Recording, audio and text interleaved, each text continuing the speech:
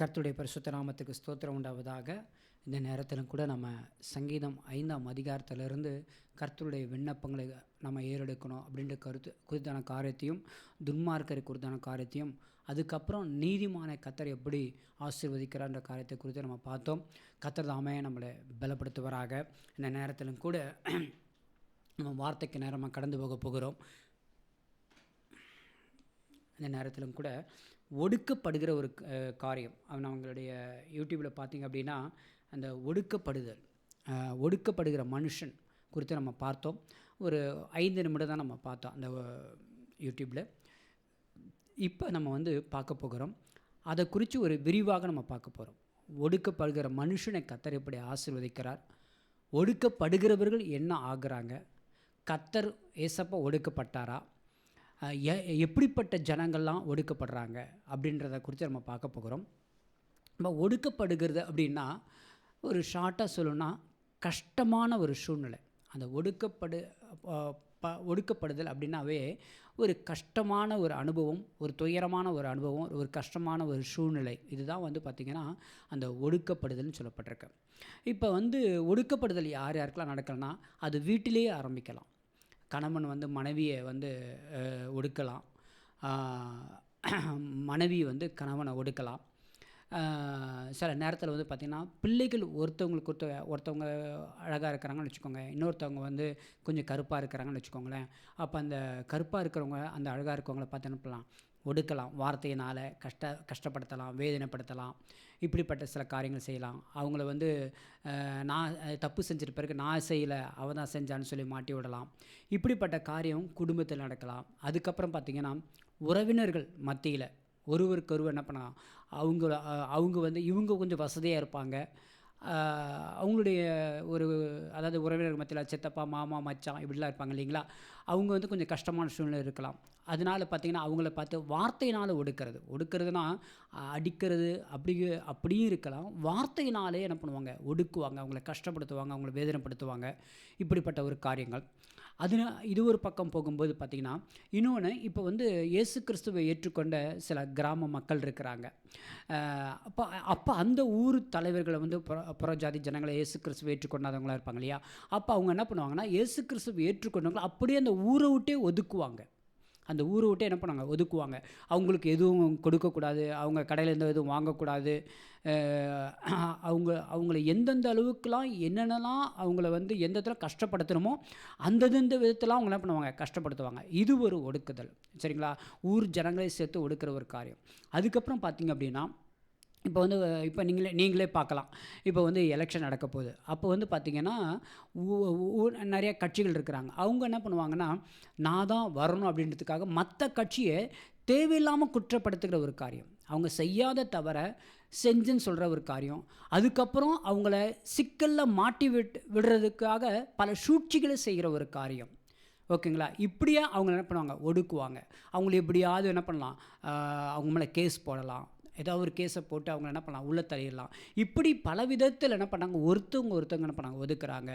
பிஸ்னஸில் அவங்க பிஸ்னஸ் நல்லா போகுதுன்னா, ஆப்போசிட்டில் இருக்கவங்க என்ன பண்ணுவாங்க, அவங்களுக்கு எதிராக ஒரு புலி சூனியம் பண்ணி ஒரு ஏவல் மாதிரி பண்ணி ஒடுக்கலாம். இல்லை அவங்க செய்கிற பிஸ்னஸை இவங்க ஆப்போசிட்டில் என்ன பண்ணுவாங்க, வச்சுருப்பாங்க. அவங்க ஒரு ஹோட்டல் நடத்துகிறாங்கன்னா, இவங்களும் என்ன பண்ணுவாங்க, ஒரு ஹோட்டல் நடத்தி அந்த ஹோட்டலுக்கு போக முடியாது, அதோட இங்கே இன்னும் பிரம்மாண்டமாக எல்லாம் செஞ்சு என்ன பண்ணுறது, அந்த ஹோட்டல்காரனை ஒடுக்கிறது. ஸோ இப்படி பார்த்திங்கன்னா, பல விதத்தில் ஒடுக்குதல்ன்றது ஒரு கஷ்டத்தை கொடுக்குற ஒரு காரியம். ஒருத்தவங்களுக்கு என்ன பண்ணணும், கஷ்டத்தை கொடுக்கணும், அவங்க முன்னேறக்கூடாது, அவங்க வாழ்க்கையில் முன்னேறக்கூடாது. இப்படிப்பட்ட ஒரு காரியம். அதே போல் கர்த்தரும் மனுஷனை என்ன பண்ணுறாரு, ஒடுக்கிறவராக இருக்கிறார். எப்படி ஒடுக்கிறாருன்னா, ஒருத்தவங்க பாவம் செய்யும்போது கர்த்தருடைய வார்த்தைக்கு கீழ்ப்படியாமல் இருக்கும்போது அவங்களை கர்த்தர் ஒடுக்கிறவராக இருக்கிறார். முதலாக நம்ம பார்க்கும்போது பார்த்திங்க அப்படின்னா, ஆதாம் ஏவாளை கர்த்தர் ஒடுக்கிறார். எப்படி பார்த்திங்க அப்படின்னா, கர்த்தர் என்ன சொன்னார், ஆதாமை கர்த்தர் உண்டு பண்ணார், ஏதேன் தோட்டத்தை உண்டு பண்ணி அந்த ஆதாமை என்ன பண்ணார், கர்த்தர் அங்கே வைத்தார். அந்த வசனத்தை நீங்கள் படிங்க. ஆதியாகமம் 2ஆம் அதிகாரத்தில் 15வது வசனம்.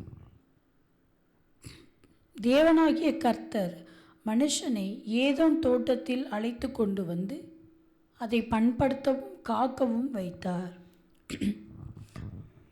தொடர்ந்து படிங்க.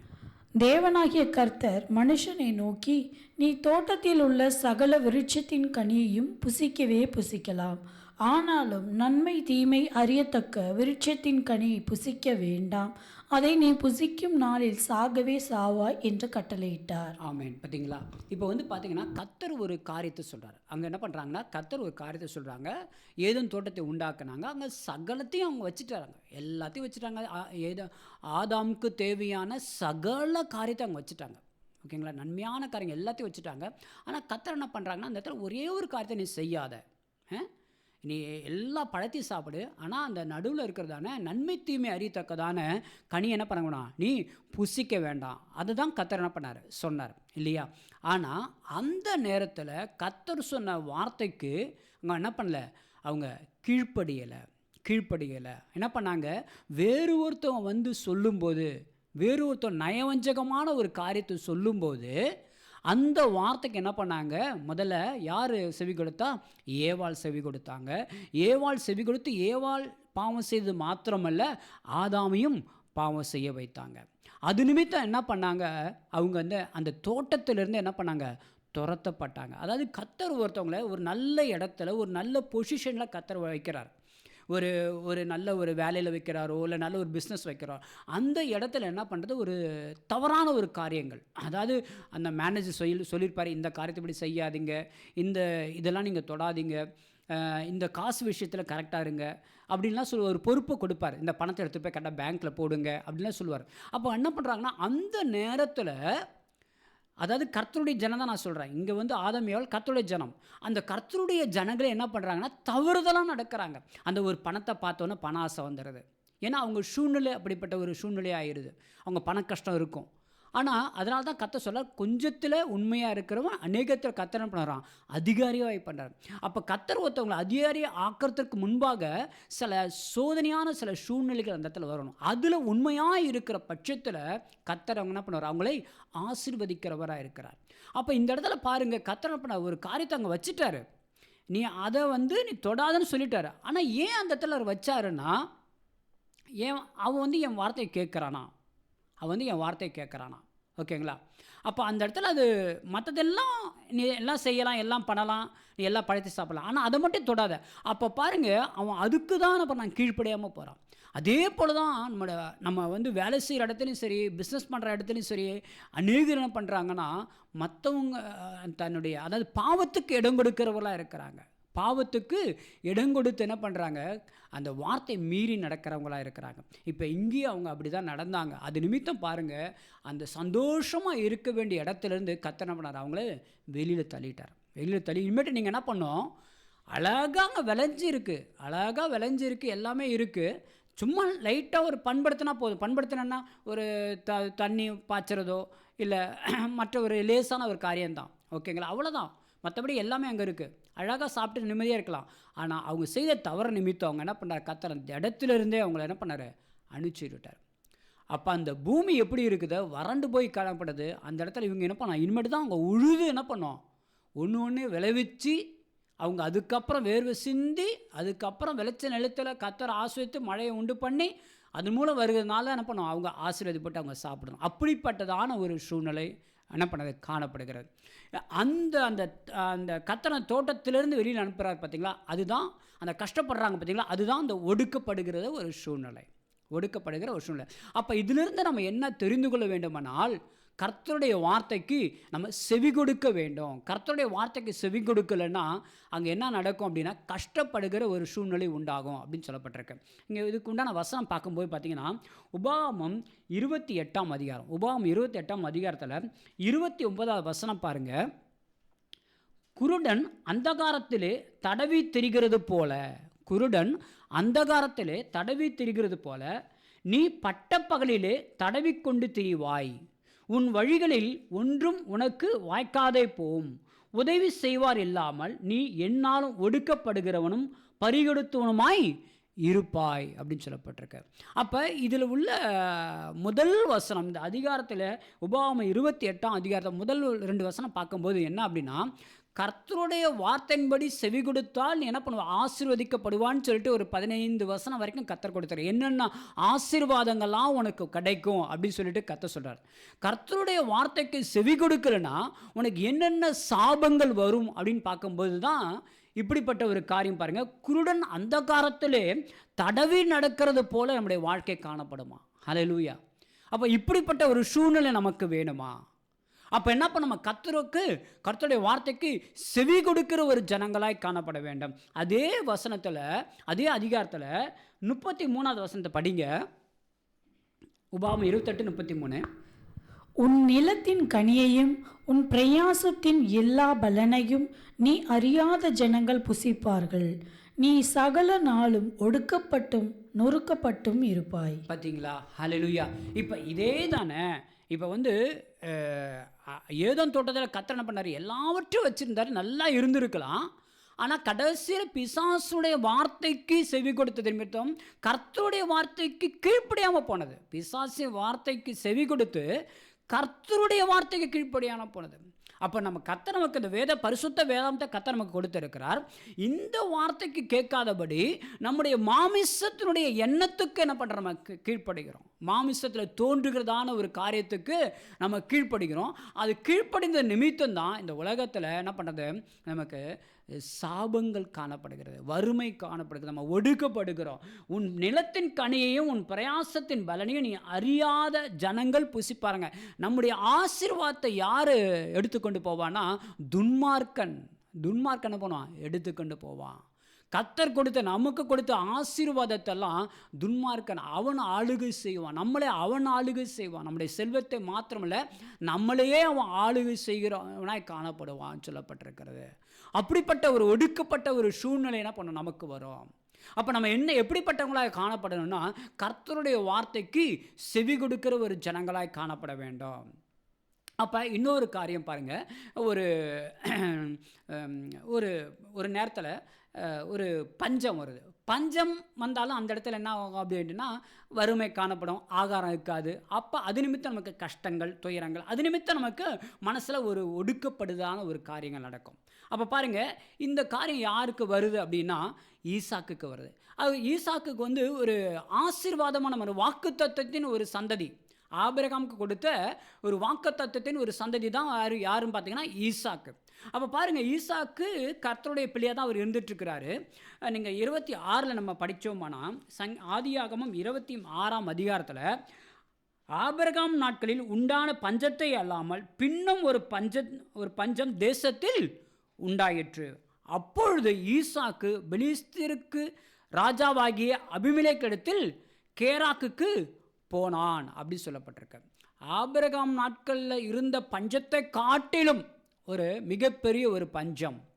அப்போ அந்த பஞ்சம் வந்துருச்சுனாவே அங்கே உள்ள ஜனங்கள் கஷ்டத்தில் இருப்பாங்க. அதான் சொன்ன பார்த்தீங்களா, ஒடுக்கப்படுறதுனா ஒரு கஷ்டம், ஒரு வேதனை, ஒரு கண்ணீர் நிறைந்த ஒரு வாழ்க்கை தான் ஒடுக்கப்படுகிற ஒரு காரியம். அப்போ அந்த சூழ்நிலை யாருக்கு வருது அப்படின்னா, ஈசாக்குக்கு வருது. உடனே அவர் என்ன பண்ணுறார் அப்படின்னா, எகிப்துக்கு போகலாம், அந்த இடத்துல இருந்து எகிப்துக்கு போகலாம் அப்படின்னு சொல்லிட்டு அவர் மனசில் தான் அவர் என்ன பண்ணுறார், யோசிக்கிறார். அப்போ பாருங்கள், கர்த்தருடைய பிள்ளைகளுக்கு இந்த இடத்துல என்ன அப்படின்னா, கர்த்தருடைய பிள்ளைகளுக்கு, கர்த்தருடைய வார்த்தையின்படி நடக்கிற பிள்ளைகளுக்கு ஒரு ஒடுக்கப்படுகிற ஒரு சூழ்நிலை வரும்போது, ஒரு கஷ்டமான ஒரு சூழ்நிலை வரும்போது கர்த்தர் அங்கே இடைபடுகிறவராக இருக்கிறார். கர்த்தர் அங்கு இடைபடுகிறார் இருக்கிறார். ஹல்லேலூயா. அப்போ இடைப்பட்ட கதை சொன்ன அவருக்கு தரிசனமாகி, நீ எகிப்துக்கு போகாமல் நான் உனக்கு சொல்லும் தேசத்திலே குடியிரு, நீ இங்கேயே குடியிரு, நான் என்ன பண்ணுவேன், உன்னை ஆசீர்வதிப்பேன், இந்த இடத்த, இந்த பஞ்சத்தின் தேசத்தை என்ன பண்ணுவோம், முற்றிலுமாக உன்னை மாற்றுவேன் அப்படின்னு சொல்கிறார். நம்ம என்ன பண்ணுறோம், ஒரு கஷ்டம் வரும்போது, ஒரு துயரம் வரும்போது வேறு ஏதாவது செய்யலாமா, என்ன பண்ணலாம், ஏதோ பண்ணலாம் அப்படின்னு சொல்ல பல காரியங்களை நம்ம என்ன பண்ணுறோம், யோசிக்கிறோம். பல காரியங்களை யோசிக்கிறோம், பல முயற்சிகள் எடுக்கிறோம்.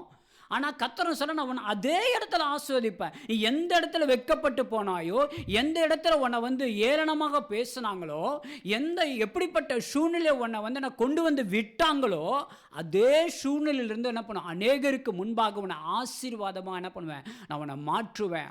நீ என்ன பண்ண, என் வார்த்தைக்கு மாத்திரம் செவி கொடுனார். நீ என்ன பண்ண, என் வார்த்தைக்கு மாத்திரம் செவிக்குன்னு சொல்லிட்டு ஈசாக்கு என்ன சொல்கிறார், உன்னுடைய தகப்பன் என்ன பண்ணுறார், ஆபிரகாம் என் சொல்லுக்கு கீழ்ப்படைந்தார். என் சொல்லுக்கு கீழ்ப்படிந்து அவனுடைய மகனை என்ன பண்ணாரு, தகன பலியாக கொடுக்க சொன்ன, கொடுத்தாரு. ஆனால் என்ன பண்ண, அந்த மகன் என்ன பண்ண, அதான் நீ தான் அந்த மகனை உன்னை நான் காப்பாற்றினேன். ஏன்னா தந்தை என்ன பண்ணார், என்னுடைய வார்த்தைக்கு செவி கொடுத்தாரு. அதனால தான் நீ ஆசீர்வாதமாக என்ன பண்ண உன்னை வச்சிருக்கிறேன், இனியும் என்ன பண்ண உன்னை ஆசீர்வாதமாக நான் வச்சிருப்பேன்னு சொல்லி, நீ உன்னுடைய தகப்பனை போல என் சொல்லுக்கு என்ன பண்ண கீழ்ப்படி அப்படி சொல்கிறார். பிரமாணங்கள், நியமங்கள், விதிகள், கற்பனைகள் எல்லாவற்றுக்கும் என்ன பண்ணார், உன் தந்தை என்ன பண்ணார், கீழ்ப்படிந்தார். அதே போல் நீ என் சொல்லுக்கு நீ கீழ்ப்படிந்தா என்ன பண்ண, நான் உன்னை ஆசீர்வதிப்பேன் அப்படின்னு சொன்னார். அது நிமித்தம் பாருங்க, 13வது வசனம் பாருங்க, 12வது வசனம் வாசிங்க.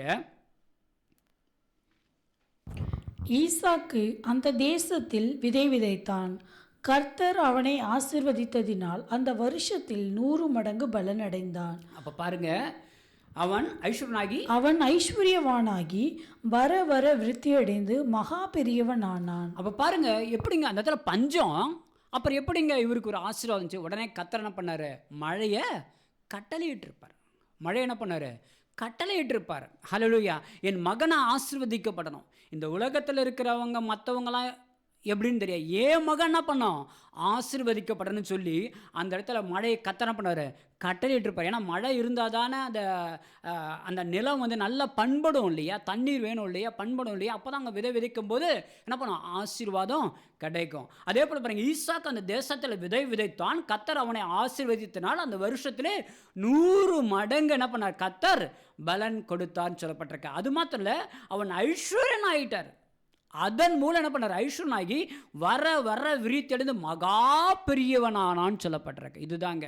அப்போ பாருங்க, கொஞ்சத்தில் நம்ம உண்மையாக இருந்தோமானால் இருக்கிற இடத்துல யார் நம்மளை நிந்திக்கிறாங்களோ, யார் நம்மளை துயரப்படுத்துகிறாங்களோ, யார் நம்மளை கஷ்டப்படுத்துகிறாங்க, ஒரு கம்பெனியில் இருக்கிறீங்களா, உங்கள் ஓனர் உங்களை கஷ்டப்படுத்துகிறாங்களா, உங்கள் பாஸ் உங்களை கஷ்டப்படுத்துகிறாங்களா, உங்கள் கூட இருக்கிறவங்களை கஷ்டப்படுத்துகிறாங்களா, அந்த வேலையில் உண்மையாக உழைங்க, உண்மையாக இருங்க. கர்த்தர் என்ன பண்ணுவார், உங்களை ஆசீர்வதிப்பார். அந்த சிறிய காரியத்திலிருந்து படிப்படியாக கர்த்தர் உங்களை ஆசீர்வதித்து உங்களை உயர்த்துவார் சொல்லப்பட்டிருக்கு. உயர்த்தது மாத்திரமில்லை, ஐஸ்வர்யனாக கர்த்தர் என்ன பண்ணுவாராம், மாற்றுவார். வர வர என்ன பண்ணுவாராம், அவர் விருத்தி அடைந்தார்னு சொல்லப்பட்டிருக்கிறது. அதில் குறுகி போகலை, விருத்தி அடைந்தார். ஹல்லேலூயா. மகா பெரியவனானான்னு சொல்லப்பட்டிருக்கு. அதற்கு என்ன காரணம்னா, அது கற்பனைகள், பிரமாணங்கள், விதிகள் எல்லாவற்றையும் என்ன பண்ணார், ஹல்லேலூயா கடைபிடித்தார்னு சொல்லப்பட்டிருக்கிறது. ஹல்லேலூயா. அப்போ பாருங்கள், உபாகம 28 என்ன சொல்லப்பட்டிருக்கு, வார்த்தைக்கு செவி கொடுத்தால் இப்படிப்பட்ட சகல ஆசீர்வாதம் கிடைக்கும். வார்த்தைக்கு செவி கொடுக்கலன்னா என்ன பண்ணுவேன், இப்படிப்பட்ட சாபங்கள் வரும். யாருக்கு, கர்த்தருடைய பிள்ளைகளுக்கே தான். அது மற்றதெல்லாம் புறஜாதி, அதெல்லாம் அடுத்தது அவங்களுக்கு. புரியுங்களா? கர்த்தர் இயேசு கிறிஸ்துவை ஏற்றுக்கொள்ளாதவங்களுக்கு ஆல்ரெடி அவங்களுக்கு வந்து இந்த உலகத்தில் அவங்களுக்கு வந்து ஐஸ்வர்யனாக இருந்தால் கூட கர்த்தர் வந்து 2ஆம் மரணமாகிய மரணத்தில் அக்னியும் கந்தகமான இடத்த அவங்களுக்கு வச்சுருக்கிறாங்க. அவங்க நிறைய பேர் சொல்லலாம், அவங்களாம் நல்லா இருக்கிறாங்களேன்னு, அவங்களுக்கு பின் விளைவுகள் பின்னாடி தான் இருக்குது. ஆனால் கர்த்தர் என்ன பண்ணுறாருன்னா, நம்மளே என்ன பண்ணுறாரு, ஒடுக்கப்பட்ட சூழ்நிலை, கஷ்டத்தின் சூழ்நிலை, வேதனையின் சூழ்நிலை, கர்த்தர் நம்மளை ஆசீர்வதிக்கிறவராக இருக்கிறார். ஹல்லேலூயா. இது வந்து அடுத்த ஒரு காரியம். அப்போ இன்னொரு ஒரு காரியம் நம்ம பார்க்க போகிறோம். குடும்பத்துக்குள்ளே இருக்கிற நபரை கர்த்தர் எப்படி ஆசீர்வதிக்கிறார் அப்படின்னு சொல்லி நம்ம பார்க்க போகிறோம். குடும்பத்தில் ஒருத்தர் என்ன பண்ணுறாங்க, ஒடுக்குறாங்க, அவரை கஷ்டப்படுத்துகிறாங்க, அவரை வேதனைப்படுத்துகிறாங்க, அவரை மன சங்கடத்தை படுத்துகிறாங்க. யார் அப்படின்னு பார்க்கும்போது யோசேப்பு. அப்போ யோசேப்பு எப்படிப்பட்டவராக இருக்கிறார், அவர் கர்த்தருடைய வார்த்தையின்படி தான் நடக்கிறாரு. கர்த்தருடைய வார்த்தை, இங்கே ஈசாக்கு நான் கர்த்தருடைய வார்த்தையின்படி தான் நடந்தார். ஆனால் வந்து இயற்கை அந்த இடத்துல என்ன பண்ணது, ஒரு பஞ்சம் வந்துச்சு. அதுலேருந்து கர்த்தர் என்ன பண்ணார், கர்த்தர் அவருடைய வார்த்தை கீழ்ப்படிந்து மாட்டார். இங்கே வந்து யோசேப்பு அவங்களுடைய தகப்பனுடைய வார்த்தையின்படி நடக்கிறார், உண்மையாக இருக்கிறார். அவங்களுடைய தகப்பனுடைய வார்த்தை கேட்டு உண்மையாக இருக்கிறாரு. அவங்க தகப்பன் அநேக காரியங்களை குறித்து என்ன பண்ணுறாரு, ஈசாக்குக்கு என்ன பண்ணிருக்கிறாரு, அதாவது யோசேப்புக்கு சொல்லியிருக்கிறார். யாக்கோபு வந்து யோசேப்புக்கு என்ன பண்ணுறாரு, அநேக கர்த்தருடைய வார்த்தைகள் என்ன பண்ணிருக்கிறாரு, சொல்லியிருக்கிறார். ஆபிரகாமை எப்படி கத்த நடத்தினார், ஈசாக்கு எப்படி கத்த நடத்தினார் அப்படிலாம் அவர் சொல்லி யாக்கோபு என்ன பண்ணுறாரு, பிள்ளையை வளர்க்கிறார், பயபக்திக்குள்ளாக என்ன பண்ணுறாரு, வளர்க்கிறார். அநேக காரியங்கள் சொல்கிறாரா, யோசேப்பு மேலே ரொம்ப பிரியமாக இருக்கிறார். ஆனால் யோசேப்பு கர்த்தர் என்ன பண்ணுறாருன்னா, யோசேப்பை கர்த்தர் தெரிந்து கொண்டு, யோசேப்பு நான் எப்படி உன்னை ஆசீர்வதிப்பேன்னு சொல்லி ஒரு சொப்பனத்தை கர்த்தர் கொடுக்கிறார். யோசேப்பு ஒரு சிறிய மகன், ஒரு சின்ன பையன், ஓகேங்களா? அங்கே ஒரு 12 பேர் இருக்கிறாங்க, அண்ணன் தம்பிங்களாம் இருக்கிறாங்க. அதில் இவர் வந்து என்ன பண்ணார், பென்யமீனுக்கும் முந்தினவராக இருக்கிறார், 11வது நபர் நினைக்கிறாங்க. ஓகேங்களா? அப்படிப்பட்ட ஒரு நபராக இருக்கிறாரு. அப்போ கர்த்தர் ஒரு தரிசனத்தை கொடுக்கிறார். இவருக்கு பல சொப்பனங்கள் வரும், பல காரியங்கள் இவருக்கு வரும். கர்த்தர் இவரோடு கூட இடைப்பட்டே இருப்பார். இந்த சொப்பனத்தெல்லாம் சொல்லும்போது தான் அந்த அண்ணன் தம்பிகளுக்கு ஒரு கோபம், ஒரு எரிச்சல். இவனை என்னடா பண்ணலாம், இவனை ஏதாவது ஒரு காரியத்தை என்ன பண்ணலாம், செஞ்சிடலாம் அப்படின்னு சொல்லிட்டு. இதில் முக்கியமானது என்னென்னா, இவங்க பண்ணுற தப்பெல்லாம் வந்து என்ன பண்ணுறாரு, இவர் பார்த்துட்டு போய் அவங்க அப்பாட்ட என்ன பண்ணுவார், சொல்லிடுவார். இவங்க என்னென்ன தப்பெல்லாம் பண்ணுறாங்களோ அதெல்லாம் பார்த்துட்டு போய் என்ன பண்ணுவார், ஏன்னா இவர் உண்மையும் உத்தமமாக இருக்கிறார். ஏன்னா அவங்க தகப்பன பண்ணுற சொல்லி கொடுத்துருக்கிறார். அந்த மாதிரி அவர் சொல்லி கொடுத்தார், நம்ம உண்மை உத்தமாக இருக்கணும், கர்த்தருக்கு கீழ்ப்படிந்து இருக்கணும். ஏன்னா ஏன் போய் சொல்கிறாருன்னா, அவங்க தப்பு பண்ண கர்த்தருக்கு பிரியமில்லாத போயிடுவாங்க இல்லையா? அதனால தன்னுடைய தகப்பன்ட்ட சொல்லி அவங்க திருத்தலாம் அப்படின்ற ஒரு பெயரில் கூட என்ன பண்ணலாம், அவர் சொல்லலாம். இப்படிப்பட்ட காரியங்களை சொல்லலாம். அதே மாதிரி அவருக்கு ஒரு சொப்பனம் வருது. அந்த சொப்பனத்தில் 12 இந்த நெல் கட்டு என்ன பண்ணுறது, இவருடைய கட்டை என்ன வந்து அதாவது குனிந்து இருக்கிற மாதிரி, அவர் வணங்குவது போல் என்ன பண்ணுறது இருக்குது. இந்த ஒரு சூரியன் சந்திரன் இவர் வணங்குவது போல் இந்த சொப்பனத்தை சொன்னது போது அவங்களுக்கு பயங்கர எரிச்சல். ஒரு 5 நிமிஷம் அந்த ஏசி ஆஃப் பண்ணுங்க. ஒரு பயங்கர எரிச்சல் வருது. அப்போ பாருங்கள், நம்ம குடும்பத்திலும் கூட தான். இப்போ நம்ம ஒரு குடும்பத்தில் இருக்கிறோம். இப்போ கர்த்தர் ஒருத்தவங்ககிட்ட அதிகமாக இடைபடுறாரு. அவங்க வந்து அந்நிய பாஷை நல்லா பேசுகிறாங்க, நல்லா வேதத்தை தியானிக்கிறாங்க, நல்லா ஜெபிக்கிறாங்க, அவங்க ஆசீர்வதிச்சுக்கிட்டே போகிறாங்க. கர்த்தர் அவங்களோட இடைபடுறாங்கன்னா இன்னொருத்தவங்களுக்கு சில நேரத்தில் என்ன பண்ணுவான், பொறாமையாக இருக்கும். சில நேரத்தில் பொறாமையாக கூட என்ன பண்ணான் இருக்கும். இவன் ஊழியக்காரன் ஆயிரும் போல, இவன் இப்படி இருக்கிறான், இவன் கர்த்தரை ஆசீர்வதிக்கிறான்னு சொல்லிட்டு. ஏன்னா அவங்க மாம்சத்தில் இடம் கொடுத்தா, இன்னொருத்தங்க மாம்சத்தில் இடம் கொடுத்தா, அவங்க சரியாக வேதத்தை வாசிக்காமல் இருந்தால், சரியாக ஜெபிக்காமல் இருந்தால், அவங்களுடைய குணாதிசயம் எப்படியா மாறிடும், ஜெபிக்கிறவங்க மேலே பொறாமை வரும். ஓகேங்களா? ஸோ அப்படி இங்கே தான் அதே மாதிரி ஒரு சூழ்நிலை தான் காணப்படுகிறது. அப்போ பாருங்கள், இந்த இடத்துல இவனை எப்படியாவது இப்போ நான் யோசேப்பு என்ன பண்ணோம், கொன்றுணும் அப்படின்னு பிளான் பண்ணுறாங்க. கொன்றுணும் அப்படின்னு சொல்லிட்டு பிளான் பண்ணுறாங்க. அது நிமித்தம் யோசேப்பும் அந்த இடத்துல அவங்கள பார்க்க, அண்ணன் தம்பிகளை பார்க்க வராரு. அவங்க அப்பா என்ன பண்ணுறாரு, உணவை கொடுக்க சொல்லும்போது அவர் பார்க்க வராரு. அப்போ அவங்க பிளான் பண்ணி கொண்டுலாம் நினைக்கும்போது அங்கே ரூபன் தான் என்ன பண்ணுறாரு, அவரை காப்பாற்றி என்ன பண்ணுறாரு, வேண்டாம் என்ன பண்ணுங்க, அந்த குழியில் போட்டுருங்கன்னு சொல்லிட்டு குழியில் போடுறாங்க. அந்த இடத்துல மீதியானவர்கள் எங்கே போகிறாங்க அப்படின்னா எகிப்துக்கு போகிறாங்க. ஓகேங்களா? சில பொருட்களை, சில காரியங்களை அங்கே விற்கிறதுக்கு என்ன பண்ணுறாங்க, போகிறாங்க. அந்த நேரத்தில் யோசேப்பை என்ன பண்ணுறாங்க அப்படின்னா மீதியானத்துக்கு அடிமையாக என்ன பண்ணுறாங்க, வித்துடுறாங்க. 20 வெள்ளிக்காசுக்கு அவரை வித்துடுறாங்க. இது வந்து யோசேப்புக்கு ஒரு ஒடுக்கப்படுகிற ஒரு சூழ்நிலை, ஒரு கஷ்டமான ஒரு சூழ்நிலை, ஒரு வேதனையான ஒரு சூழ்நிலை. இப்படிப்பட்ட காரியங்கள்லாம் யாருக்கு வருது, யோசேப்புக்கு வருது. அப்போ பாருங்கள், யோசேப்பு என்ன பண்ணுறாங்க, வித்துடுறாங்க. அவர் எங்கே போயிடுறாரு, எகிப்துக்கு போயிடுறாரு. எகிப்துக்கு போயிட்டு அங்கே பண்ணுறாரு, அங்கே பார்வோன், அங்கே தான் எகிப்தில் யார் அரசாளுகிறான்னா பார்வோன் அரசாளுகிறாரு. அங்கே யாருடைய வீட்டில் இருக்கிறாருன்னா போத்திபாருடைய வீட்டில் என்ன பண்ணுறாரு, அவர் வேலைக்காரனாக இருக்கிறாரு.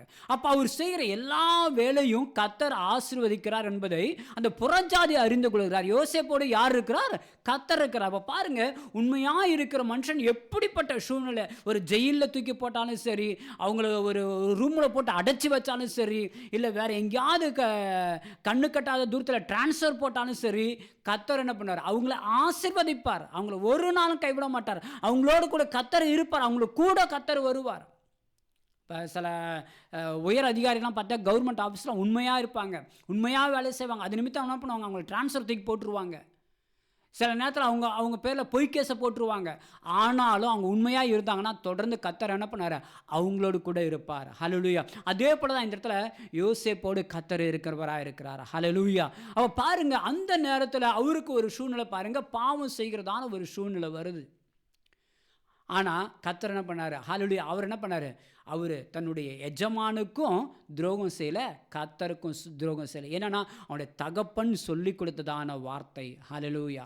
அவர் கர்த்தருக்கு பயந்த ஒரு ஜனமாக இருந்தார். ஹல்லேலூயா. அப்போ பாருங்கள், ஒடுக்கப்பட்ட ஒரு சூழ்நிலையிலும் கூட, அதாவது தகப்பனும் இல்லை, உறவினர்களும் இல்லை, யாருமே இல்லை, எல்லாருமே புதுசாக இருக்கிறாங்க, பாஷை புதுசு, எல்லாம் புதுசு, ஒரு அடிமையாக போயிருக்கிறார். அது ஒரு ஒடுக்கப்பட்ட ஒரு சூழ்நிலை தானே. ஆனால் அந்த நேரத்திலும் கூட அவர் ஃப்ரீயாகவே மூவ் பண்ண முடியாத ஒரு சூழ்நிலை. ஆனால் அந்த நேரத்திலும் கூட கர்த்தர் அவரோடு கூட இருந்து அவர் உண்மையாக இருக்கிறார். ஹல்லேலூயா. பாருங்கள் எந்த அளவுக்கு அவர் உண்மையாக இருக்கிறார் பாருங்கள். இதுதாங்க நமக்கு எவ்வளவு கஷ்டங்கள் வந்தாலும், துயரங்கள், வேதனைகள் வந்தாலும் நம்ம உண்மையாக இருக்கணும். அந்த உண்மையாக இருந்தது நிமித்தம் பாருங்கள், யோசேப்பை கர்த்தர் படிப்படியாக ஆசீர்வதித்தார். அவங்க மேலே பழி போட்டாங்க, அந்த இடத்துல ஒரு பழியை போட்டாங்க, ஜெயிலில் போட்டாங்க. பண்ணாத தப்பு என்ன பண்ணாங்க? ஹல்லேலூயா. அது நிமித்தம் என்ன பண்ண அவரை ஜெயிலில் போட்டாங்க. அங்கேயும் அவர் என்ன பண்ணார்? ஹல்லேலூயா. கர்த்தர் அவரை ஆசீர்வதித்தார். ஹல்லேலூயா. அந்த ஜெயிலுக்கு அவர் அதிபதியாக மாற்றினார். ஹல்லேலூயா. அந்த ஜெயிலையும் கூட கர்த்தர் நம்ம 2 பேருக்கு அவர் சொப்பனத்துக்கு என்ன பண்ணார்? ஹல்லேலூயா. ஒரு அர்த்தத்தை கொடுக்குறார். சொப்பனத்துக்குரிய அர்த்தத்தை, விளக்கத்தை கர்த்தர் என்ன பண்ணார்? கொடுக்க வைக்கிறார். இப்போ இது எல்லாம் யார் செய்கிறான்னா கர்த்தர் செய்கிறார். அவரோடு கூட இருந்து கர்த்தர் செய்கிற ஒரு காரியம். ஒவ்வொரு சூழ்நிலையும் எங்கெங்கெல்லாம் அவர் போகிறாரோ அங்கங்கெல்லாம் கர்த்தர் அவரோடு கூட இருக்கிறவராக இருக்கிறார். அது நிமித்தம் பாருங்க, அந்த எப்படியாவது இப்போ யோசேப்பை ஆசீர்வதிக்கணும். கர்த்தருடைய திட்டம்னா யோசேப்பை ஆசீர்வதிக்கணும். ஓகேங்களா?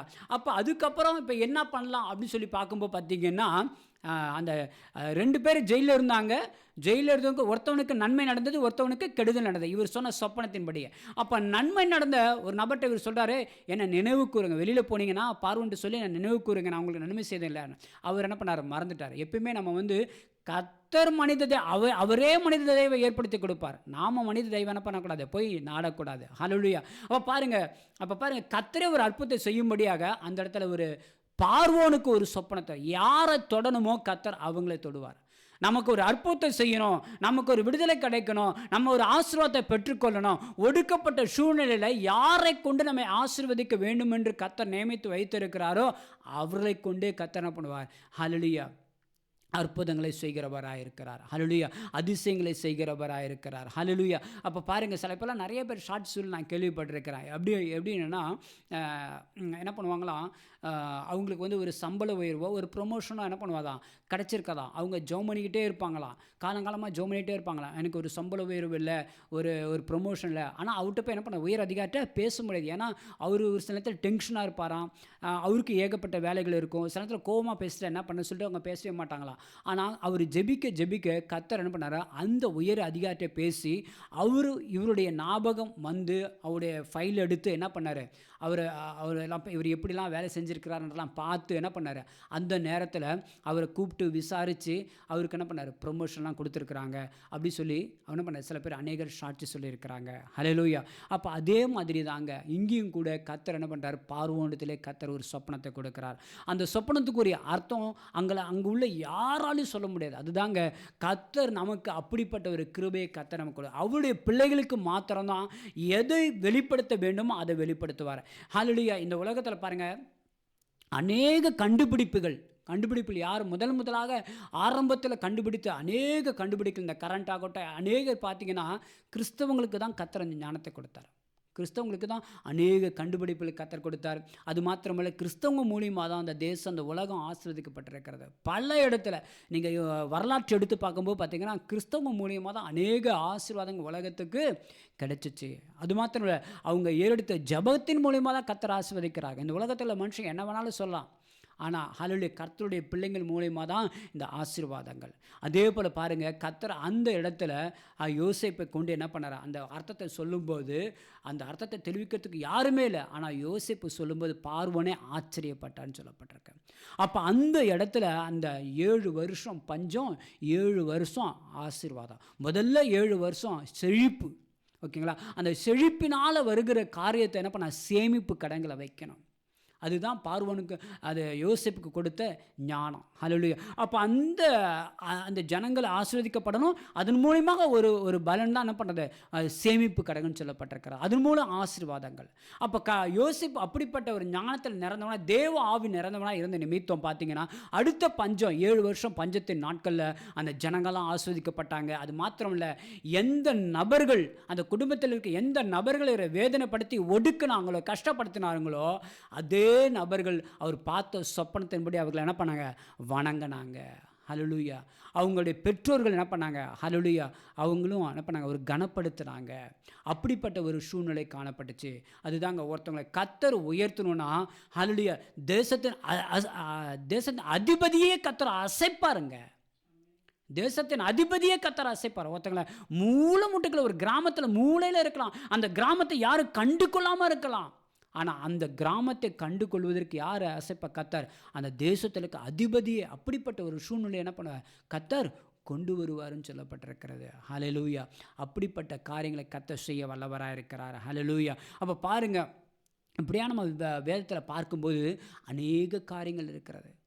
கஷ்டமான, துயரமான, வேதனையான காரியங்கள், அநேக காரியங்கள் இருக்குது. தாவீது கூட பார்க்கும்போது பார்த்திங்க அப்படின்னா, சங்கீதத்தை நீங்கள் பார்க்கலாம். சங்கீதம் பாருங்கள், 10ஆம் அதிகாரம். மண்ணான மனுஷன் இனி பலவந்தம் செய்ய தொடராதபடிக்கு தேவரீர் திக்கற்ற பிள்ளைகளுக்கு ஒடுக்கப்படுவதற்கும் நீ நீதி செய்ய உம்முடைய செவிகளை சாய்த்து கேட்டருவீர் அப்படின்னு சொல்லப்பட்டிருக்க. சங்கீதம் 10:18 மண்ணான மனுஷன் இனி பலவந்தம் செய்ய தொடராதபடிக்கு தேவரீர் திக்கற்ற பிள்ளைகளுக்கு ஒடுக்கப்படுகிறவர்களுக்கும் திக்கற்ற பிள்ளைகளுக்கும் ஒடுக்கப்படுகிறவர்களுக்கும் என்ன பண்ணுவான், நீதி செய்யணும். திக்கற்ற பிள்ளைகளுக்கும் ஒடுக்கப்படுகிறவர்களுக்கும் நீதி செய்யணும். அதுக்கு யார் எழும்பக்கூடாது, மண்ணான மனுஷன் எழும்பக்கூடாது. ஹல்லேலூயா. அப்போ நம்ம எப்படிப்பட்டவங்களாக இருக்கணும், நம்ம நீதி செய்கிறவர்களுக்கும் நம்ம கர்த்தருக்கு முன்பாக நம்ம நீதிமானாய் காணப்படும் போது, கர்த்தருக்கு முன்பாக பயந்து அவருடைய வார்த்தையின்படி நடக்கும்போது நம்ம கர்த்தர் நம்மளை ஆசீர்வதிக்கிறவராக இருக்கிறார். அப்போ நம்ம என்ன பண்ண ஜெபிக்கணும். ஹல்லேலூயா. ஏசப்பா, இந்த உலகத்தில் அநேக திக்கற்றவங்களுக்கும் ஒடுக்கப்படுக்க நீதி செய்யுங்க. அநேக ஜனங்கள் ஒடுக்கப்படுறாங்க, அதில் இவங்களுக்கு நீதி செய்யுங்க. இந்த மண்ணான மனுஷன் அவனை எழும்பக்கூடாது, அவன் பலவந்தம் பண்ணக்கூடாது அப்படின்னு சொல்லிட்டு நம்ம ஜெபிக்கிற ஒரு ஜனங்களாக காணப்பட வேண்டும். ஹல்லேலூயா. தாவீது என்ன பண்ணார், தாவீதை இந்த சவுல் என்ன பண்ணார், ஒடுக்குனார். ஒரே ஒரு காரியம்தாங்க. ஹல்லேலூயா. அந்த கோலியாத்தை அவர் கொன்றார். மக்கள் தான் சொன்னாங்க, அவர் எதுவுமே சொல்லவில்லை. மக்கள் சொன்னாங்க, சவுல் கொன்றதோ 1000, தாவீது கொன்றதோ 10,000 சொன்னாங்க. இந்த ஒரு வார்த்தை தான் என்ன பண்ணுறது, சவுலுக்குள்ளே இருந்த அல்லது பொறாமை வந்துச்சு. நாம் ராஜா இப்போ வந்தவன் இவனை இப்படி புகழ்கிறாங்கன்னு சொல்லிட்டு பாருங்கள். இதுதாங்க ஹல்லேலூயா. அந்த புகழ்னால் வருகிறது தான் அநேக துயரங்கள், வேதனைகள், இப்படிப்பட்ட சில சம்பவங்கள் அந்த உலகத்தில் நடந்து கொண்டு இருக்க. ஒருத்தனை புகழ்ந்துடக்கூடாது, உடனே இன்னொருத்தனுக்கு பொறாமை வந்துடும். ஹல்லேலூயா. அது மாத்திரமில்லை, சங்கீதம் 43:2 பார்க்கும்போது, என் அரணாகிய தேவன் நீர், ஏன் என்னை தள்ளிவிடுகிறீர், சத்ருவினால் ஒடுக்கப்பட்டு நான் என் துக்கத்துடனே திரிய வேண்டும். சத்ருவினால் நான் ஒடுக்கப்பட்டு ஏன் நான் துக்கத்தினால என்ன பண்ணோம், நான் திரிய வேண்டும் அப்படி சொல்கிறார். ஹல்லேலூயா. அவர் சத்ருவினால் ஒடுக்கப்பட, யாரால், அவர் அவங்களுடைய மகனாலையும் ஒடுக்கப்படுறாரு, சவுல் மூலியமாகவும் ஒடுக்கப்படுறார். அது நிமித்தம் அவர் ஓடுறார். அவரால் எல்லாமே செய்ய முடியும். அவருக்கு ஆட்கள்லாம் இருக்கிறாங்க, எல்லாம் இருக்கிறாங்க. ஆனாலும் கூட அவருக்கு செல்வாக்கு எல்லாம் இருந்தும் என்ன பண்ணல, அவருக்கு எதிராக செயல்படுகிறவரை என்ன பண்ணல, அவர் ஒன்றுமே செய்யலை. ஹல்லேலூயா. எல்லா சூழ்நிலையும் கர்த்தர் கொடுத்தார். அவர் சொன்னார், அபிஷேகம் பண்ண வேணா என்ன பண்ண மாட்டேன், கைப்பட மாட்டேன். அந்த ஒடுக்கப்பட்ட அந்த சூழ்நிலை ஓடிக்கிட்டு இருக்கிறார், அந்த சூழ்நிலை என்ன பண்ண மாட்டேன், ஒன்றும் பண்ண மாட்டேன். அப்போ பாருங்கள், நம்ம எப்படிப்பட்ட ஒரு ஜனங்களாக, கர்த்தருடைய வார்த்தையின்படி நடக்கிற ஒரு ஜனங்களாக மாத்திரமல்ல, அதை கிரியையிலே வெளிப்படுத்துகிற ஒரு ஜனங்களாய் காணப்பட வேண்டும். அப்போ தான் பார்த்தீங்கன்னா நமக்கு எதிராக ஒடுக்கப்படுவவங்களை கர்த்தர் என்ன செய்கிறார் நம்ம பார்க்குறோம் இல்லையா. அப்போ அவருக்கு எதிராக என்ன பண்ணார், ஒடுக்க கத்திரப்படாது. சவுல் தன்னைத்தானே அவர் மரித்து கொண்டார், தன்னைத்தானே அவர் மாய்த்து கொண்டார்னு சொல்லப்பட்டிருக்கிறது. ஹல்லேலூயா. அப்போ பாருங்கள், இதுதாங்க நமக்கு எதிராக சில ஒடுக்குறாங்களா, அவங்க மனம் திரும்பிட்டாங்கன்னா பிரச்சனை கிடையாது. இப்போ பாருங்கள், இந்த யோசேப்புடைய சகோதரமார்கள் என்ன பண்ணாங்க, மன்னிப்பு கேட்டாங்க. ஏன்னா ஒன்றும் பண்ணிடுறாங்க, என்ன பண்ணாங்க, தாழ்த்துனாங்க. ஆனாலும் அவரும் அவங்கள பழி வாங்கணுன்ற எண்ணம் அவருக்கும் இல்லை. ஏன்னா அவர் கர்த்தருடைய பிள்ளை இல்லையா. அதே போல் என்ன பண்ண, அவரும் அவங்கள மன்னித்தார். அவங்க கேட்டாங்க, என்ன பண்ணிடாதீங்க, என்னை பழி வாங்கிறாதீங்க அப்படின்னாங்க. ஆனால் நான் அப்படிப்பட்டெல்லாம் பண்ண மாட்டேன் நான் அப்படி சொன்னார். அதே போல் அந்த குணாதிசயம் நமக்கு வேணும், மற்றவங்களை மன்னிக்கிற குணாதிசயம் நமக்கு வேணும். அவங்க என்ன துயரம் பண்ணாலும், என்ன நமக்கு கஷ்டம் கொடுத்தாலும் அவங்கள மன்னிக்கணும். ஆனால் கர்த்தர் அவங்கள பார்த்தார். ஒருவேளை கர்த்தர் அவங்களுக்கு மன்னிப்பு கொடுக்கலாம், இல்லை ஒருவேளை அவங்களுக்கு தண்டனையும் கொடுக்கலாம். அது அவர் கரத்தில் இருக்கிறது. அது அவர் கரத்தில் இருக்கு. நாம் அதுக்கு என்ன பண்ணக்கூடாது, இடம் கொடுக்கக்கூடாது. ஹalleluya. நாம் கர்த்தருடைய பிள்ளைங்க. ஹalleluya. அது மாத்திரமல்ல, பாருங்கள், புதிய ஏற்பாட்டில் கூட நம்ம பார்க்க போகிறோம். புதிய ஏற்பாட்டில் அப்போஸ்தலர் 8ஆம் அதிகாரம் நினைக்கிறேன்.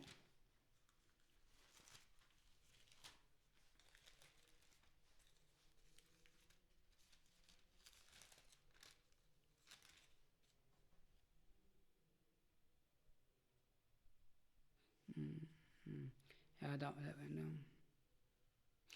முதல் வசனத்தில் படிங்க. அவனை கொலை செய்கிறதற்கு சவுலும் சம்மதித்திருந்தான். அக்காலத்திலே எருசலேமில் உள்ள சபைக்கு மிகுந்த துன்பம் உண்டாயிற்று. அப்போஸ்தலர் தவிர மற்ற யாவரும் யூதேயா சமாரியா தேசங்களில் சிதறப்பட்டு போனார்கள். படிங்க. தேவபக்தி உள்ள மனுஷர் ஸ்தேவானை எடுத்து அடக்கம் பண்ணி அவனுக்காக மிகவும் துக்கம் கொண்டாடினார்கள். சவுல் வீடுகள் தோறும் நுழைந்து புருஷரையும் ஸ்திரீகளையும் இழுத்து கொண்டு போய் காவலில் போடுவித்து சபையை பாழாக்கி கொண்டிருந்தான். சிதறிப்போனவர்கள் எங்கும் திரிந்து சுவிசேஷத்தை பிரசங்கித்தார்கள். போதும். இப்போ பாருங்கள், கர்த்தருடைய பிள்ளைகளை என்ன பண்ணுறாங்க, இங்கே ஒடுக்குறாங்க. இங்கேயும் ஒரு சவுல் என்ற ஒரு நபர் என்ன பண்ணுறாரு, கர்த்தருடைய பிள்ளைங்களை போதிக்கிறவங்களை, கர்த்தருடைய வார்த்தை கொடுக்குறவங்களை என்ன பண்ணுறாரு, ஒடுக்குறாங்க. அதில் தான் யார், ஸ்தேவான். அவர் பந்தி விசாரிப்புக்காரர் தான், அதான் அப்போஸ்தலராக தேர்ந்தெடுக்கப்பட்டவர் தான். ஆனால் அவர் என்ன ரொம்ப பழைய ஏற்பாட்டிலேருந்து புதிய ஏற்பாட்டு வரைக்கும் அவர் இருந்த காலகட்டத்தில் இருக்கிற வரைக்கும் என்ன பண்ண அநேக காரியங்களை விளக்கி இந்த ஜனங்களுக்கு சொன்னார். இது நிமித்தம் அவங்களுக்குள்ள ஒரு கோபம், ஒரு எரிச்சல் உண்டாயிருச்சு. இதில் பார்த்திங்க அப்படின்னா பாருங்கள், அவர் அழகான ஒரு காரியம் சொல்ல பாருங்கள். 55 பார்க்கும்போது, அவன் பரிசுத்த ஆவியினாலே நிறந்தவனாய் வானத்தை அண்ணாந்து பார்த்து தேவனுடைய மகிமையும் தேவனுடைய வலது பார்சத்தில் இயேசுவானவர் நிற்கிறதையும் கண்டு, அதோ வானங்கள் திறந்திருக்கிறதையும் மனுஷகுமாரன் தேவனுடைய வலது பார்சத்தில் நிற்கிறதையும் காண்கிறேன் என்றார். அப்போது அவர்கள் உரத்த சத்தமாய் கூக்குரலிட்டு தங்கள் காதுகளை அடைத்து கொண்டு ஒருமனப்பட்டு அவன் மேல் பாய்ந்து. பாருங்க, அவர் பரிசுத்த ஆவியில் நிரம்பி வானத்தை பார்க்கும்போது அங்கே கர்த்தர் இருக்கிறத கண்ணால் பார்க்குறார். இதுதாங்க ஹல்லேலூயா. கர்த்தருடைய பிள்ளைகளுக்கு அவங்க ஆவிக்குரிய கண்கள் திறக்கப்பட்டு அநேக காரியங்கள் தெரியும். துன்மார்க்கனுக்கு இப்படிப்பட்ட காரியங்கள் என்ன பண்ணாது, தெரியாது. கர்த்தரை தன்னை வெளிப்படுத்தவும் மாட்டார். அது நிமித்தம் அவங்களுக்கு ஒரு கோபம் இவன் மேலே எரிச்சல் அடைஞ்சு என்ன பண்ணுறாங்க, என்ன கல்லால் அடித்து கொள்கிறாங்க. அப்போ கூட அவர் என்ன பண்ணுறாருங்க, அப்போது அவர் கர்த்தராகிய இயேசுவே என் ஆவியை ஏற்றுக்கொள்ளும் என்று ஸ்தேவான் தொழுது கொள்கையில் அவனை கல்லெறிந்தார்கள்னு சொல்லப்பட்டிருக்கு. அது மாத்திரமல்ல, அவனோ முழங்கார் படியிட்டு, ஆண்டவரே இவர்கள் மேல் இந்த பாவத்தை சுமத்தாதர் என்று மிகுந்த சத்தமிட்டு சொன்னான். இப்படி சொல்லி நித்திரை அடைந்தான். பார்த்தீங்களா, அந்த ஒடுக்கப்படுகிற சூழ்நிலை கடைசியில் தன்னுடைய ஜீவனே போகுது. ஒடுக்கப்படுகிற சூழ்நிலை கடைசியில் தன்னுடைய ஜீவனே போகுது. அப்படிப்பட்ட சூழ்நிலையிலும் கூட அவர் ஜெபம் பண்ணுறாரு. எப்படி சொல்கிறாராம், முழங்கார் படியிட்டு கல்லால் அடிக்கிறாங்கங்க, கல்லால் அடிக்கிறாங்க. அப்போ அவர் முழங்கார் படியிட்டு, ஆண்டவரே இவர்கள் மேல் இந்த பாவத்தை சுமத்தாதிரும் என்று மிகுந்த சத்தமிட்டு சொன்னான். இப்படி சொல்லி நித்திரை அடைந்தான்னு சொல்லப்பட்டிருக்கு. அப்போ நமக்கு பேச்சினால் சொல்லும் போதே நம்மளால் தாங்க முடியல. ஒருத்தங்க நம்மளை திட்டுறாங்க, நமக்கு செய்கையில் இன்டெரக்டாக சில காரியங்களை செய்கிறாங்க, பண்ணுறாங்க, ஆனாலும் நம்மளை தாங்க முடியல. அங்கே அவரை கல்லால் அடிக்கிறாங்க. அந்த நேரத்தில் அவர் முழங்கால் படியிட்டு அவர் என்ன பண்ணுறாரு, ஜெபிக்கிறவராக. ஜெபித்தது மாத்திரமல்ல, இவங்களை மன்னியும், இவங்க பாவத்தை இவங்க மேலே சுமத்தாதுன்னு சொல்கிறார். அது எவ்வளோ ஒரு பெரிய காரணம். நம்ம கோபத்தில் என்னென்னமோ நம்ம சொல்லிடுறோம், நம்மளால் தாங்க முடியல, நம்ம சொல்லிடுறோம். அப்போ இவங்களுக்கு இப்படி ஆகட்டும், அவங்களுக்கு அப்படி ஆகட்டும் சொல்லிட்டு. ஆனால் அதில் உண்மையாக கர்த்தரை பற்றி கொண்டு நம்ம எப்படி என்ன பண்ணக்கூடாது, நம்ம சொல்லக்கூடாது. கர்த்தருடைய வார்த்தை மூலியமாக நடக்கிறவங்க அப்படி நம்ம என்ன பண்ணக்கூடாது, சொல்லக்கூடாது. ஹல்லேலூயா. மிஷினரிமார்கள் பாருங்கள், எத்தனையோ மிஷினரிமார்களை பார்த்துருக்கோம், நம்ம வரலாற்றில் கேட்டிருக்கிறோம். அவங்களுக்கு வராத துயரமா, அவங்களுக்கு நடக்காத காரியமா. இப்போ கூட பார்த்திங்கன்னா சாணி என்ன பண்ணாங்க, ஒரு ஊழியக்காரம வாயில் போட்டு திணிச்சு குடிக்க சொன்னாங்க. அவர் மேலே அவர் செருப்பு மாலை போட்டாங்க, உடம்புல கழுத்தில் செருப்பு மாலை போட்டாங்க. எவ்வளோ துயரங்கள். அவர் என்ன பண்ண, கர்த்தர் அவங்கெல்லாம் மன்னிக்கிறேன்னு அவர் சொன்னார். அதே மாதிரி ஆஸ்திரேலியாவிலேருந்து வந்த மிஷினரிமாருடைய அவரையும் அவருடைய 2 பிள்ளைங்களை ஜீப்பில் வச்சு இந்த கடப்பாரை வச்சு அவருடைய உடம்புல குத்திட்டு அதுக்கப்புறம் அந்த ஜீப்பை என்ன பண்ணாங்க, எரிச்சாங்க. அவங்க உயிரோட கொலை செய்யப்பட்டாங்க, துயரப்பட்டு. அதாவது ரொம்ப கொடூரத்தனமாக கொலை செஞ்சுருக்கிறாங்க. அப்போ பாருங்கள் எப்படிப்பட்ட ஒரு சூழ்நிலை. ஆனாலும் ஹல்லேலூயா, அந்த குடும்பம் என்ன பண்ணாங்க, அவங்களுடைய மனைவி, அவங்களுடைய இன்னொரு மகள் என்ன பண்ணாங்க, அவங்களே நாங்கள் மன்னிக்கிறோம்னு சொன்னாங்க. இந்த குணாதிசயம் தான் நமக்கு வேணும். ஹல்லேலூயா. அப்படிப்பட்டவங்கள தான் கர்த்தர் என்ன பண்ணார், பரலோகம் என்ன பண்ணார், கொண்டு போவார். அவங்களும் இந்த உலகத்தில் ஆசீர்வாதமாக என்ன பண்ணார், கர்த்தர் வைப்பார். சாட்சியாக இன்னும் நம்ம பேசுகிறோம் பார்த்தீங்களா, அவங்கள பற்றி நம்ம பேசுகிறோம் இல்லைங்களா, இதுதாங்க சாட்சி. இந்த சாட்சி தான் நமக்கு வேணும். ஹல்லேலூயா. இப்படிப்பட்ட ஒரு குணாதிசயம் தான் நமக்கு வேணும். ஹல்லேலூயா. நம்ம எந்த யார் நம்மளை ஒடுக்கினாலும் பலதரப்பட்டதான ஒடுக்கப்படுகிற ஒரு சூழ்நிலை உண்டு. பலதரப்பட்டதான ஒடுக்கப்படுகிற ஒரு சூழ்நிலை உண்டு. அப்போ அவங்களுடைய மனைவி இந்த வாழ்நாள்லாம் எத்தனை வருஷங்கள் ஆயிடுச்சு பாருங்கள். எவ்வளோ கஷ்டமான இருந்திருக்கும் பாருங்கள், எவ்வளோ வேதனையாக இருந்திருக்கும். அவங்க கணவர் கூட இருந்தால் இன்னும் எப்படியெல்லாம் அவங்க ஊழியம் பழுகி பெருந்திருக்கும் இல்லையா. ஆனாலும் கர்த்தர் அந்த ஊழியத்தை அத்தோடு முடிக்க வச்சிருக்கிறார். அவர் மூலமா செய்த ஊழியத்தை அத்தோடு முடிக்க வச்சு அவர் என்ன பண்ணார், எடுத்துக்கொண்டு இருக்கிறார். அதற்கு பிறகு அவங்க மனைவியால் என்ன முடியுமோ அவங்க செஞ்சுருக்கிறாங்க. ஹல்லேலூயா. இன்னும் அந்த சாட்சி அநேகரை இன்னும் உற்சாகப்படுத்தியிருக்கு. அதுதாங்க ஹல்லேலூயா. அவங்க மரித்து போனால் இன்னும் பேசப்படுகிறாங்க. அப்போஸ்தலர்கள் மரித்து போனால் இன்னும் பேசப்படுகிறாங்க. ஹல்லேலூயா. அப்படிப்பட்ட ஒரு காரியம் தான் நமக்கு வேண்டாம். அது மாத்திரம் இல்லை, அப்போஸ்தலர்களால் சுவிசேஷம் சொல்லப்பட்டு அநேக ஜனங்களுக்கும் துன்பம் வருது. அங்க உள்ள ஜனங்களுக்கு என்ன பண்ற, எருசலேமில் துன்பம் வருது, சபைகளுக்கு துன்பம் வருது, அவங்கள ஒடுக்குறாங்க. எல்லாரும் என்ன பண்ணாங்க, பிடிச்சி என்ன பண்றாங்க, அந்த சவுல் என்பவன் என்ன பண்ணாங்க, சிறைச்சாலைக்கு கொண்டு போறான், துன்பப்படுத்துறான். அப்படிப்பட்ட ஒரு காரியம் நடந்து கொண்டு இருக்கிறது. அங்குள்ள ஜனங்கள் சிதறடிக்கப்படுறாங்க, சிதறடிக்கப்பட்டவங்க ஒடுக்கப்படுறாங்க. அப்படிப்பட்டவங்க என்ன பண்றாங்க, போய் சுவிசேஷம் அறிவிக்கிறாங்க. ஹல்லேலூயா. அப்ப நம்ம எந்த சூழ்நிலையிலும் எவ்வளவு ஒடுக்கப்பட்டாலும் நம்ம என்ன பண்ணோம், சுவிசேஷம் அறிவிக்கிற ஒரு ஜனங்களாய் காணப்பட வேண்டும். ஹல்லேலூயா.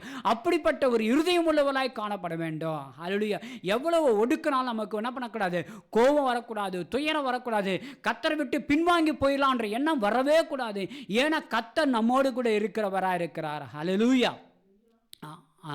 பாருங்க, ஹல்லேலூயா. நம்மோடு கூட ஏசப்பா இருக்கிறார். தாவீதுக்கு வராத பிரச்சனை, எவ்வளோ பிரச்சனை, ஓடினாருங்க, காட்டில் ஓடி ஒளிஞ்சாருங்க, சிங்கத்தின் குகையிலலாம் இருந்தாருங்க. ஹல்லேலூயா. ஆனாலும் கூட கர்த்தர் நம்மளை நல்லா தான் வச்சிருக்கிறாரு. இந்த கஷ்டத்தை நம்மளால் பொறுத்துக்கொள்ள முடியலாம். இன்னும் பல கஷ்டங்கள் வந்தால் நம்ம என்ன எப்படிப்பட்டவங்களா மாறுவோம். ஹல்லேலூயா. சொல்லுங்க பார்க்கலாம். அதே போல் நீங்கள் 2 கொரிந்தியர் 8ஆம் அதிகாரத்தில் அடிக்கடி நான் சொல்கிற ஒரு வார்த்தை என்னன்னா, அந்த மக்கதோனியா ஜனங்களுக்கு, சபை ஜனங்களுக்கு கர்த்தர் பாருங்க, அவங்க பயங்கரமான ஒரு கஷ்டமான ஒரு சூழ்நிலை, ஒடுக்கப்படுகிற ஒரு சூழ்நிலை, வேதனையான ஒரு சூழ்நிலை, ஆகாரம் கிடையாது. அந்த சூழ்நிலையிலையும் அவங்க என்ன பண்ணுறாங்க, மிகுந்த உதாரணத்தனம் என்ன பண்ணுறாங்க, கொடுக்கிறவர்களாக இருக்கிறாங்க. இதுதாங்க ஒரு பிளெஸ்ஸிங்கே. இதுதாங்க, இந்த குணாதிசயம் தாங்க நமக்கு வேணும். ஹல்லேலூயா. கஷ்டத்தின் துயரத்தின் வேதனையின் மத்தியில் அவங்களே பல பாடுகளில் இருக்கிறாங்க. ஆனால் உதாரணத்துவமாக சந்தோஷமாக என்ன பண்ணுறாங்களாம், கொடுக்கிறவர்களாக இருக்கிறாங்க. நமக்கும் துயரங்கள் வரும்போது, வேதனைகள் வரும்போது, கண்ணீர் வரும்போது நம்ம என்ன பண்ணுவோம், ஹல்லேலூயா, நம்மளை யார் ஒடுக்குறாங்களோ அவங்களுக்காக ஜெபிக்கிற ஒரு ஜனங்களாக காணப்பட வேண்டும். அது மாத்திரமல்ல, நமக்கு மாத்திரம் இல்லை, இந்த உலகத்தில் அநேக ஜனங்கள் ஒடுக்கப்படுறாங்க. இந்த உலகத்தில் அநேக ஜனங்கள் என்ன பண்ணுறாங்க, ஒடுக்கப்படுறாங்க, கும்பலாக ஒடுக்கப்படுறாங்க, ஜாதி வச்சு ஒடுக்குறாங்க, ஜாதி வச்சு என்ன பண்ணுறாங்க, ஒடுக்கப்படுறாங்க. ஹல்லேலூயா. இன்னும் பல விதத்தில் பல இனத்தவர்கள் ஒடுக்கப்படுறாங்க. அந்த ஜனங்களை என்ன பண்ண, அவங்க வாழ்வாதாரத்தை ஒடுக்குறாங்க, அவங்க மேலே வரவிடாதபடி ஒடுக்குறாங்க, அவங்க படிக்கக்கூடாதுன்னு ஒடுக்குறாங்க. இப்படி பல காரியங்களை செய்கிறாங்க. அவங்களுக்காக நம்ம ஜெபிக்கிற ஒரு ஜனங்களாக காணப்பட வேண்டும். ஐயோ அவங்க தானே ஒடுக்கப்படுறாங்க, அவங்க எப்படியா போகட்டும் அப்படின்னு சொல்லி என்ன பண்ணக்கூடாது, நாம் இருக்கக்கூடாது. ஹல்லேலூயா. கர்த்தர் சொல்றாரு, இந்த திறப்பின் வாசல் இருந்து ஜெபிக்க என்ன பண்ண ஒருவனையும் காணேன்றாரு. ஹல்லேலூயா. அப்போ நம்ம திறப்பில் என்று ஜெபிக்கிற ஒரு ஜனங்களாக என்ன பண்ணணும், காணப்பட வேண்டும். இந்த தேசத்துக்காக ஜெபிக்கணும், ஒடுக்கப்படுற ஜனங்களுக்காக ஜெபிக்கணும். சிறைச்சாலையில் தவறுகள் செஞ்சு, பாவம் செஞ்சு, அக்கிரமம் செஞ்சு ஒடுக்கப்படுறாங்க பார்த்தீங்களா, அவங்களுக்காக ஜெபிக்க, அவங்க மனம் திருமணம்ன்றதுக்காக நம்ம ஜெபிக்கணும். ஹல்லேலூயா. மனம் திரும்பி கர்த்தராகிய இயேசு கிறிஸ்துவை ஏற்றுக்கொள்ளுன்றதுக்காக என்ன பண்ணுவோம், நம்ம ஜெபிக்கணும். ஹல்லேலூயா. அப்போ பாருங்கள், இந்த உலகத்தில் அநேக ஜனங்கள் என்ன பண்ணாங்க, ஒடுக்கப்பட்டாங்க. ஹல்லேலூயா. பாருங்கள், இன்னும் ஒரு முக்கியமான ஒரு காரியம், நமக்காக இயேசு கிறிஸ்து ஒடுக்கப்பட்டார். ஹல்லேலூயா. நமக்காக இயேசு கிறிஸ்து என்ன பண்ணார், ஒடுக்கப்பட்டார். அப்போது ஏசாயா பாருங்கள் 53ஆம் அதிகாரம், ஏசாயா 53ஆம் அதிகாரம்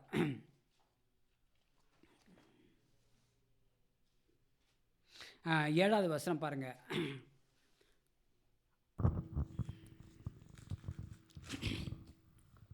ஏசாயா 53:7. அவர் நெருக்கப்பட்டும் ஒடுக்கப்பட்டும் இருந்தார், ஆனாலும் தம்முடைய வாயை அவர் திறக்கவில்லை. அடிக்கப்படும்படி கொண்டு போகப்படுகிற ஒரு ஆட்டுக்குட்டியைப் போலவும் தன்னை மயிர் கத்தரிக்கிறவனுக்கு முன்பாக சத்தமிடாதிருக்கிற ஆட்டைப் போலவும் அவர் தம்முடைய வாயை திறவாதிருந்தார். பாருங்க, அவர் நெருக்கப்பட்டும் ஒடுக்கப்பட்டும் இருந்தார். நெருக்கப்பட்டும் ஒடுக்கப்பட்டும். அப்போ நமக்கு ஒரு கஷ்டம், ஒரு ஒடுக்கப்படுகிற இப்படி ஒரு சூழ்நிலை வருது. அப்போ நம்ம எப்படி கோவப்படுறோம் இல்லையா? ஹல்லேலூயா. குடும்பத்தில் கோவப்படுறோம், வெளியில் கோவப்படுறோம், அக்கம் பக்கத்தில் இருக்கிறவங்க மேலே கோவப்படுறோம். புரியுதுங்களா? சண்டை போடுற சூழ்நிலை வந்தாலும் சில நேரத்தில் சண்டை போடாமல் குமுறிட்டு இருக்கிறோம். இப்படிப்பட்ட பல காரியங்களை பண்ணுறோம். ஆனால் இயேசு கிறிஸ்து என்ன பண்ணுறாங்க? அவர் நெருக்கப்பட்டும் ஒடுக்கப்பட்டும் இருந்தார். ஆனாலும் தம்முடைய வாயை அவர் திறக்கவில்லை. தம்முடைய வாயை அவர் பண்ண திறக்கவில்லை. நம்ம இப்படிப்பட்டவங்களாம் நம்ம இருக்கிறோமா? இல்லை. ஹல்லேலூயா. நம்ம ஒடுக்கப்படுற போது, நம்ம நெருக்கப்படும் போது நம்ம என்ன பண்ணுறோம்? புலம்பி தள்ளிடுறோம் இல்லையா? ஹல்லேலூயா. ஆனால் கர்த்தரை போல் நம்ம மாறணுங்க. அவரை போல், அவருடைய குணாதிசயம் போல் நமக்கு வேணும். ஏசப்பா நம்ம கேட்கணும், ஏசப்பா உம்முடைய குணாதிசயம் எனக்கு வேணும். உண்மை போல் என்ன பண்ணணும்? நான் மாறணும் ஏசப்பா. நான் உண்மை போல் என்னுடைய குடும்பத்தார் மாறணும். உங்களை போல் இந்த தேசம் மாறணும், இந்த ஜனங்கள் மாறணும். நம்ம ஜெபிக்கணும். சொல்லுவாங்க, ஆனாலும் தம்முடைய வாயை வேறு திறக்கவில்லை. அடிக்கப்படும்படி கொண்டு போகப்படுகிற ஒரு ஆட்டுக்குட்டியை போல. அப்போ பாருங்கள், ஒரு ஆட்டுக்குட்டி என்ன பண்ணுவாங்க? அடிக்கப்படுறதை கொண்டு போவாங்க. அந்த ஆட்டுக்குட்டியை என்ன பண்ணாங்க? அதை அடித்து அதை கொலை செஞ்சு என்ன பண்ணாங்க? அதெல்லாம் சாப்பிட போகிறாங்கன்னு சொல்லி அதுக்கு என்ன பண்ணாது? தெரியாது. அது அவங்க கூட்டிகிட்டு போனால் என்ன பண்ணுவான்? அது அப்படியே போகும். அதே போல தான் அது இயேசு கிறிஸ்துவும் என்ன பண்ணார்? அவங்க என்னென்னலாம் பண்ணாங்களோ அது எல்லாவற்றுக்கும் அவர் செவி கொடுத்தார், தன்னை ஒப்பு கொடுத்தாருன்னு சொல்லப்பட்டிருக்கிறது. அதில் கொண்டு போக்கப்படுகிற ஆட்டுக்குட்டியை போலவும் தன்னை மயிர் கத்திக்கிறவனுக்கு முன்பாக சத்தம் விடாதிருக்கிற ஒரு ஆட்டை போலவும் அவர் தம்முடைய வாயை திறவாது இருந்தாருன்னு சொல்லப்பட்டிருக்கிறது. ஹல்லேலூயா. அவள் பாருங்கள், நம்ம என்ன பண்ணுவோம்? நம்ம வாயை நம்ம திறக்கக்கூடாதுங்க. ஹல்லேலூயா. ஏன் சொல்லுங்கள் அவர் அப்படி திறக்கலை? ஏன் திறக்கலை அப்படின்னா, இந்த ஒடுக்கப்படுகிறதுக்கு, அதாவது தன்னை ஒப்பு கொடுக்கிறதுக்கு முன்பாக அவர் என்ன பண்ணார் தெரியுங்களா? ஜெபம் பண்ணார். என்ன பண்ணார்? ஜெபம் பண்ணார். தோட்டத்தில் என்ன பண்ணார்? அவர் ஜெபம் பண்ணார். என்ன ஜெபம் பண்ணார்னா, பிதாவே, இந்த பாத்திரம் என்னை விட்டு நீங்க கூடுமானால் நீங்கள் செய்யும், ஆனாலும் உம்முடைய சித்தத்தின்படி என்னை ஒப்பு கொடுக்கிறேன்னு சொன்னார். ஒப்பு கொடுக்கிறேன். அதே போல தான் இந்த போராட்டம் வரும்போது, நெருக்கம் வரும்போது, ஒடுக்கப்படுகிற சூழ்நிலையும் இந்த பாத்திரம் என்னை விட்டு நீங்கும்படி செய்யுங்க கேட்குறோம். நம்ம இந்த பாத்திரம், இந்த ஒடுக்கப்படுகிற சூழ்நிலை என்கிட்ட நீங்கும்படி செய்யுங்க. இந்த துயரமான சூழ்நிலை, இந்த கண்ணீரான சூழ்நிலை, இந்த வேதனையான சூழ்நிலை என்னபடி நீங்கும்படி செய்யுங்க. ஆனாலும் என்னுடைய சித்தத்தின்படி அல்ல, உம்முடைய சித்தத்தின்படி என்னை செய்யுங்க. அப்படியே நீங்கள் ஒடுக்கப்படுற சூழ்நிலைக்கு என்னை தள்ளுனீங்கன்னா அதை நான் தாங்கிக் கொள்ளக்கூடிய பலனை எனக்கு தாங்க, உண்மை விட்டு நான் பின்வாங்கி போக விடாதபடி என்னை பாதுகாத்து கொள்ளுங்க அப்படின்ற ஒரு ஜபத்தை நம்ம என்ன பண்ணோம்? ஏறெடுக்கிற ஒரு ஜனங்களாக காணப்பட வேண்டும். ஹல்லேலூயா. ஏசப்பா அந்த தோட்டத்தில் அவர் ஜெபிக்கும்போது அந்த இடத்துல திரும்ப பார்க்குறாரு. 2-3 முறை பார்க்கும்போது அந்த அப்போஸ்தலர் என்ன பண்ணுறாங்க? தூங்கிட்டு இருக்கிறாங்க. அவர் கர்த்தர் கேட்குறா, 1 மணி நேரமாவது ஜெபிக்கக்கூடாதா? விழித்திருந்து ஜெபிக்கக்கூடாதா? 1 மணி நேரமாவது ஜெபிக்கக்கூடாதா அப்படின்னு கேட்குறாரு பாருங்க. அப்போ நம்முடைய வாழ்க்கையில் ஜெபம் ரொம்ப முக்கியம். ஹல்லேலூயா. ஏன்னா எனக்கு வரப்போகிற அந்த நிலைமை தான் உங்களுக்கு வரப்போகுது. அதை தான் அவர் சொல்லாமல் அவர் சொல்லுகிறவராக காணப்படுகிறார். ஹல்லேலூயா. ஹல்லேலூயா. எனக்கு வருகிற சூழ்நிலை, எனக்கு நேரிட போகிற சூழ்நிலை உங்களுக்கும் வரும். அப்போ அதே போல தான் அப்போஸ்தலர் என்ன பண்ணாங்க? எல்லாரும் என்ன பண்ணாங்க? ஹல்லேலூயா. துயரத்தமாக ரொம்ப கொடூரத்தனமாக என்ன பண்ணாங்க? கொன்னாங்க. அவங்களையும் கர்த்தர் என்ன பண்ணார்? பலப்படுத்திய அந்த ஒடுக்கப்பட்ட அந்த சூழ்நிலை, நெருக்கப்பட்ட அந்த சூழ்நிலை, இவர் எப்படி மயிர் கத்தரிக்கிற ஆட்டை போல அமைதியாக இருந்தாரோ, எப்படி அந்த ஆடு அடிக்கப்படும் போது அமைதியாக இருந்தாரோ, அதே போல் அப்போஸ்தலர்களும் அமைதியாக இருந்தாங்க. எப்போ அப்படின்னா, ஹல்லேலூயா, கர்த்தரை போல நம்ம மாறணும். நம்முடைய இருதயம் அவரை போல மாறணும். ஹல்லேலூயா. அவர் என்ன பண்ணாங்க?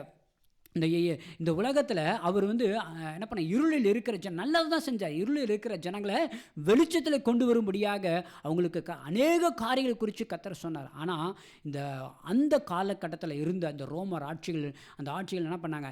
நாம தான் ராஜா, இவர் பின்னாடி எல்லாரும் மக்களும் போயிடுவாங்க, இவர் பேச்சை கேட்க ஆரம்பிச்சிடுவாங்க, இவரை ராஜா வாக்கிடுவாங்க, நம்முடைய வார்த்தைக்கு யாரும் செவி கொடுக்க மாட்டாங்கன்னு அவங்களுக்குள்ள ஒரு எண்ணம் வந்துருச்சு. அது நிமித்தம் என்ன பண்ணாங்க? அது இல்லாமல் அவர் என்ன பண்ணார்? தன்னை தேவனாக சொல்கிறார், அற்புதங்களை செய்கிறாரு, பலவிதமான அற்புதங்களை செய்கிறாரு, மருத்துவங்களை உயிரோடு எழுப்புறாரு அப்படின்னு சொல்லிட்டு என்ன பண்ணுறாரு? அவங்க இருக்கிறவங்க என்ன பண்ணாங்க? அவரை என்ன பண்ணுறாங்க? சிலுவையில் அறையும்படியாக சில நேரத்தில் ஒப்பு கொடுக்குறாங்க. ஜனங்களே சொல்கிறாங்க, ஜனங்களே ஒரு தரப்பட்ட ஜனங்கள் என்ன பண்ணுறாங்க, அவர் சிலுவிலே அறையும்.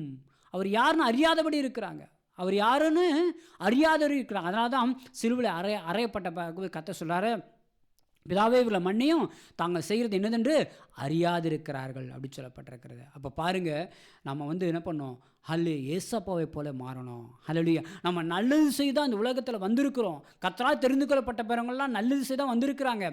ஆனால் அப்படி செய்கிற பட்சத்தில் நமக்கு வருகிற கேடுகள், நமக்கு வருகிற பிரச்சனைகள், அந்த ஒடுக்கப்படுகிற சூழ்நிலைக்கு வரும்போது நம்ம என்ன பண்ணணும், ஹல்லேலூயா, அமைதியாக கர்த்தரை போல மாறணும். ஆனால் கர்த்தருக்கு விரோதமாக எழும்பினவங்க சதுசேயர் பரிசேயர்லாம் என்ன ஆனாங்கன்னு உங்களுக்கு தெரியும். ஹல்லேலூயா.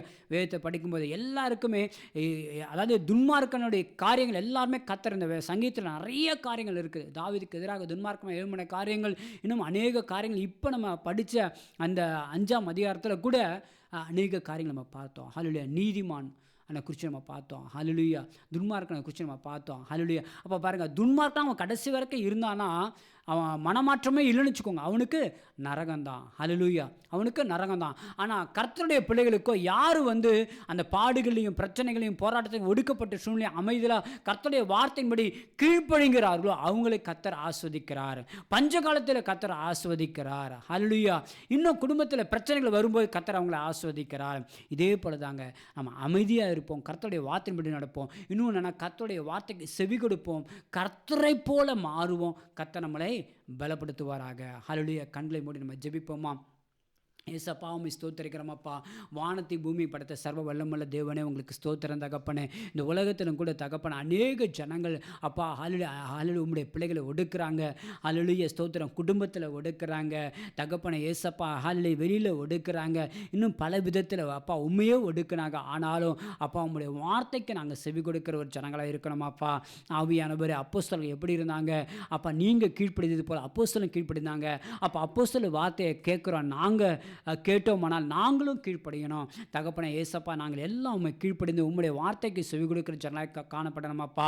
உம்முடைய வார்த்தை பின்பற்றுக்குள்ளே காணப்படணும். பரிசுத்த ஆவியானவரே, உங்களை நாங்கள் மன கஷ்டப்படுத்தக்கூடாது, வேதனைப்படுத்தக்கூடாதப்பா.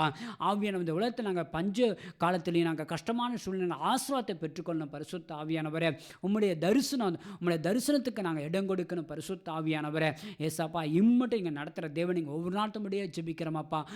ஒவ்வொருவரையும் ஆசீர்வதிங்க, பலப்படுத்துங்க, சாட்சியாக நிறுத்துங்க. ஏசப்பா, துதியும் கனமும் மகிமையும் உங்களுக்கே செலுத்துகிறோமப்பா. மீட்பெரும் இரட்சகருமாகிய கர்த்தராகிய இயேசு கிறிஸ்துவின் நாமத்தில் ஜெபிக்கிறோம் ஜீவனுள்ள நல்ல பிதாவே, ஆமென். பரமண்டலங்களில் இருக்கிற எங்கள் பிதாவே, உன் நாமம் பரிசுத்தப்படுவதாக, உடைய ராஜ்யம் வருவதாக, உம்முடைய சித்தம் பரமண்டலத்தில் செய்யப்படுகிறது போல பூமியில் செய்யப்படுவதாக. அன்றென்று வேண்டிய ஆகாரத்தை எங்களுக்கு என்று தாரும். எங்கள் கடனாளிகளுக்கு நாங்கள் மன்னிக்கிறது போல எங்கள் கடன்களை மன்னியும். இல்லை சோதனைக்கு பிரவேசிக்கப்படாதபடி தீமையை தரும். ராஜ்யம் வல்லமையும் மகிமை நடிக்கும் முடியலே. ஆமென், ஆமென். ஆத்மாவே கர்த்தரை ஸ்தோத்திரி, முழுவதும் மேலே பரிசுநாமத்தை ஸ்தோத்திரி. ஆத்மாவே கர்த்தரை ஸ்தோத்திரி, கர்த்தர் செய்த சகலமும் மறவாதே. ஆமென். ஹல்லேலூயா, ஹல்லேலூயா, ஹல்லேலூயா. Praise the lord, praise the lord, praise the Lord.